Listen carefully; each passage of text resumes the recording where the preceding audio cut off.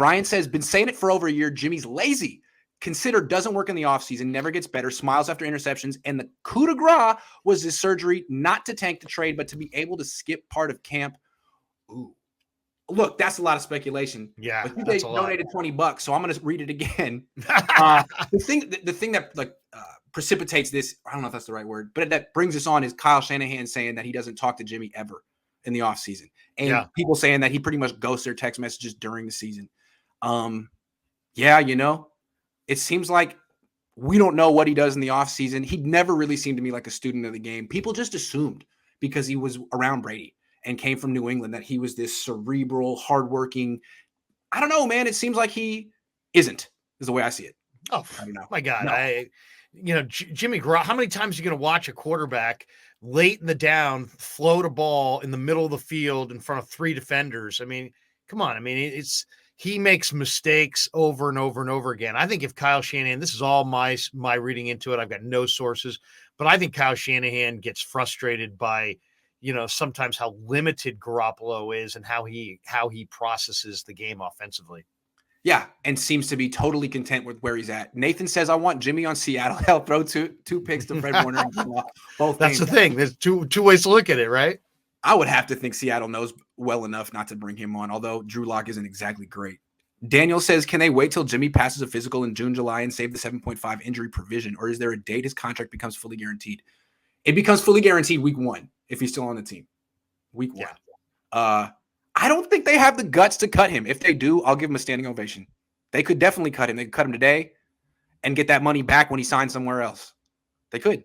What's the room going to be like if they cut him? What's the reaction in the room of the Kittles and the veterans in the room if they cut him first day of camp or the day before the first day of camp? I don't think they just sit there and, well, all right, it's time for Trey. I think there's pushback. I think there's people that are like, man, they screwed this guy. And look what he did for you. Look what you did to him. I could see a lot of that kind of dialogue. Well, I think they all expected Jimmy to be gone by now. Like Jimmy said goodbye. Jimmy told him, I'm trying to get out of here. I think they expected this to be done by now. I think they're a little confused that it's still going on. And I don't know. I guess they would actually, if they cut him, I think a lot of them would be like, good, let Jimmy go. Jimmy doesn't need to be like held hostage. I think they would almost see it as like doing a solid for a player as opposed to like holding out for a 3rd round pick. If he has to be a backup for all year, I feel like Kittle would think that's messed up. Why are you doing that to him? Can't you just let him go? I mean, sure, he gets $27 million, but he wants to play. That's the way I look at it. Yeah, they're denying. I mean, the players might look at it as, hey, you're denying a football player just a right to play the game. Yeah, why? Simplify it. Cut him out. You don't want to use it. We want to use Trey. Fine. We're all like, we're on board. We trust Kyle, but like this seems gratuitous and over the top and almost petty and spiteful. Like some people might think he screwed the Niners getting the surgery when he did. Other people might say, hey, man, he played hurt. You could have went to Trey week 17, right? He played hurt for you.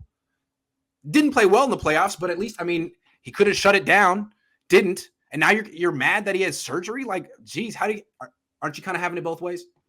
To me, they're in the danger zone, Grant, if they get beyond the draft and he's still here. If they moved him on draft day and some deal, this guy's there, they want to maneuver, whatever, that to me, the whole temperature in the room is going to escalate dramatically if he's still on this roster after the draft. Because there is, as we just kind of laid it out there is no, subtle way to remove him from the roster on, in July. There's just not.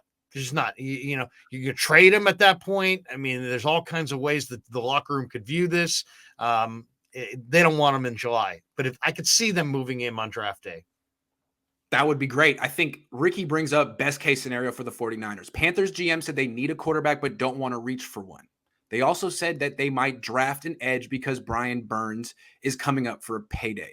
Any chance Jimmy plus a couple of picks for Brian Burns? What picks? Yeah, you just trade. Well, the Niners do have a bunch of day 2 and day 3 picks. Yeah. But Brian Burns is an elite player. I mean, I can't imagine you're getting Brian Burns. No, the way I interpret this is the Panthers are going to draft a quarterback. They're just not going to like trade up for one. they'll just let one come to them eventually in round 1 or 2 or 3. That's what I would think. And he'll compete. And also there is no deal. This deal is going to be one of two things. It's either going to be, they acquire Jimmy and they move Darnold. There's no way they have Jimmy and Darnold. So they can't have Jimmy and Darnold. And there's no way the Niners would want $18 million Sam Darnold. I mean, that would defeat the whole purpose of getting rid of Jimmy. And the only way that's happening is if somehow Carolina is going to sweeten that deal in a major way. And they could if they wanted to.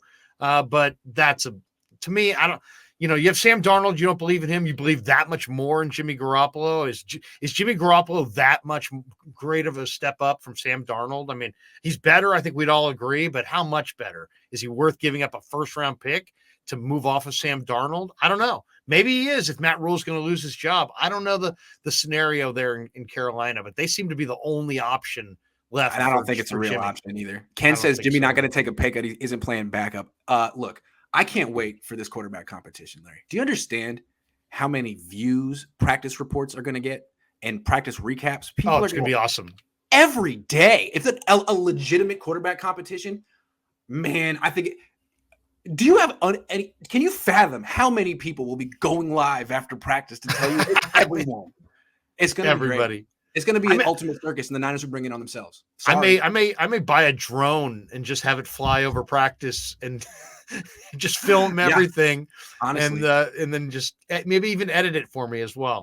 If the Niners were smart, they would broadcast it themselves. They could sell so much, ad revenue on it. But no, I'll take the money. Thank you. You don't. I'll just tell people what happened. Seriously. Daniel says Grant referred to Jimmy being the Monte Ellis to Lance being Curry and moving on from Jimmy. Don't do that to Monte. He had way more game than Jimmy. What do you think of my analogy there? I agree. Monte had more game than Jimmy. I didn't. He messed up his ankle though, right off the bat. As soon as he got paid. He did. And I loved Monte Ellis. That was back when I was a fan. Salah says, if we don't trade Jimmy before the draft, how do we sign all our draft picks? We're $1.5 million under the cap. Do we restructure more vets? Yeah, structure more vets. Straight up. You just answered your own question there, right? I don't know who exactly. I mean, who's left to be restructured, but typically you can make. How much money do you need to sign your picks? I guess it depends on exactly how many picks you wind up with.